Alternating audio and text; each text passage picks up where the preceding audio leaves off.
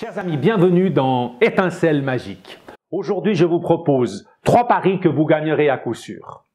Pour le premier, nous aurons besoin de 3 gobelets et d'une participante, Roberta. Bonjour Roberta, comment allez-vous? Ça va bien? Ça va bien. Voici le défi que vous devrez relever. Je vais placer ces 3 gobelets comme ceci. Et il s'agira, en 3 gestes, de faire de sorte qu'ils se retrouvent l'ouverture vers le haut, prêt à être servi. Ok? On y va.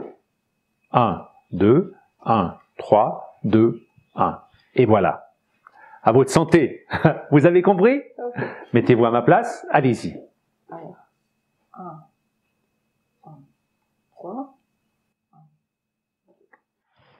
Eh bien, que se passe-t-il? Ça n'a pas fonctionné. On ne peut pas faire santé ensemble. Et non, on ne peut pas faire santé. Je vous le remontre encore une dernière fois. Regardez bien. 1, 2, 1, 3, 2, 1, et voilà. À votre santé. À votre santé. Vous voulez essayer encore une fois? Allez, une dernière fois. Allez-y. 1, 2, 1, 3, 1, 2. Mais que se passe-t-il? Merci Roberta. Vous me devez l'apéritif. Vous pouvez regagner votre place. Bien, chers amis, de façon à gagner à coup sûr, c'est très simple. Lorsque vous faites la démonstration, le gobelet du centre est ouverture vers le haut et les 2 gobelets latéraux sont ouverture vers le bas. Lorsque c'est le spectateur qui tentera sa chance, en réalité ce sera le contraire. Vous aurez les 2 gobelets latéraux ouverture vers le haut et celui du centre ouverture vers le bas. Dans cette position, si on fait 1, 2, 1, 3, 2, 1, on n'y parvient jamais. Tandis que dans cette position, si on fait 1, 2, 1, 3, 2, 1, on y parvient toujours. Ce qui est important, lorsque vous allez inviter votre spectateur à tenter sa chance, c'est de prendre le gobelet, de faire santé, de le regarder dans les yeux, de sorte à ce qu'il ne s'aperçoive pas de la supercherie. Et voilà comment vous allez gagner l'apéro à tous les coups. Merci. Et maintenant, voici le deuxième truc qui vous permettra de gagner l'apéro à tous les coups. Pour ceci, nous aurons besoin d'une spectatrice. Voici Roberta qui veut tenter sa chance à nouveau. Cette fois-ci, nous allons nous amuser avec un ruban de cartes et une pincette. Le but du jeu pour Roberta sera de trouver où est la dame de carreau lorsque le ruban sera face en bas. Pour le moment, comme vous le voyez, chers amis, la dame de carreau est au centre du ruban. 2 cartes de chaque côté. D'accord? Vous avez vu où se trouve la dame de carreau? Je retourne le ruban. Voulez-vous m'indiquer où elle se trouve avec la pincette? Maintenant. Vous êtes sûr? Regardons. Oh, quel dommage! Roberta m'a indiqué le 5 de trèfle. Voulez-vous tenter votre chance encore une fois? Voici la pincette. Rien n'a changé, chers amis. La dame de carreau est toujours au centre du ruban. Je retourne celui-ci. Voulez-vous m'indiquer où elle se trouve? Attention! Ici. Vous êtes sûr? Découvre-le ensemble. Ah, quel dommage! Roberta m'a indiqué le 10 de trèfle. Vous étiez tout proche de la dame de carreau, mais pas assez pour gagner. Et c'est moi qui ai gagné. Pour moi, ce sera un whisky. Merci. Vous pouvez regagner votre place.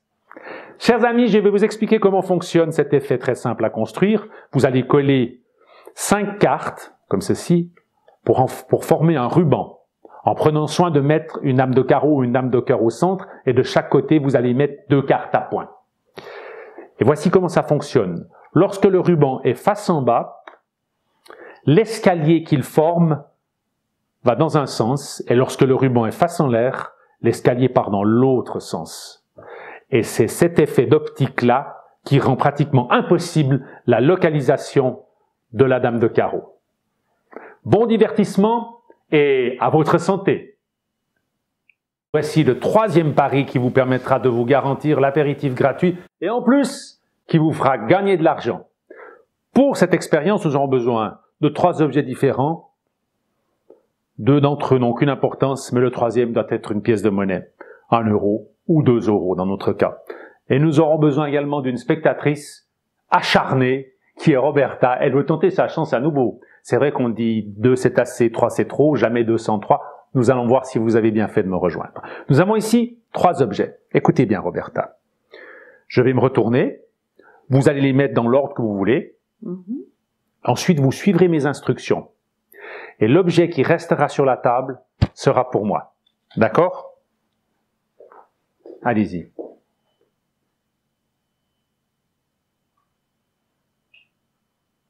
Oui. Ok, écoutez-moi bien. Vous allez permuter la carte de visite avec l'objet qui se trouve à sa droite. Ok. Ensuite, vous allez permuter la pièce de monnaie avec l'objet qui se trouve à sa gauche. S'il n'y a rien, vous ne faites rien. C'est bon? Oui. Ensuite, vous allez permuter le stylo avec l'objet qui se trouve à sa droite. S'il n'y a rien, vous ne faites rien. Oui. Vous allez enlever l'objet, retirer l'objet qui est à droite, Oui. permuter les 2 objets qui restent Oui. et retirer l'objet qui est à gauche. Oui. Et l'objet qui reste sera pour moi. Oh, merci beaucoup Roberta. Et bonne soirée. Au revoir. Et voici maintenant le secret de ce tour. Il suffit de suivre les instructions que j'ai données à Roberta en sachant que le 2e objet permuté, dans ce cas la pièce de monnaie, est celui qui restera sur la table à la fin. Lorsque vous débuterez, le fait de faire permuter ou le stylo ou la carte de visite n'a aucune importance. Allons-y. On va demander donc à la personne de permuter, par exemple, la carte de visite avec l'objet qui est à droite. Maintenant, c'est très important de faire permuter la pièce de monnaie, celle qui va rester sur la table à la fin, avec l'objet qui est à gauche. S'il n'y a rien à gauche, la personne ne fait rien. Et enfin, on va s'occuper du 3e objet à déplacer, le stylo. La personne devra permuter le stylo avec l'objet qui est à sa droite. S'il n'y a rien à droite, elle ne fait rien. Ensuite, on va l'inviter à retirer l'objet qui est à droite, permuter les objets qui restent sur la table, retirer l'objet qui est à gauche, et voilà, vous vous retrouvez avec la pièce de 2 € que vous empochez l'air goguenard. À très bientôt. Merci.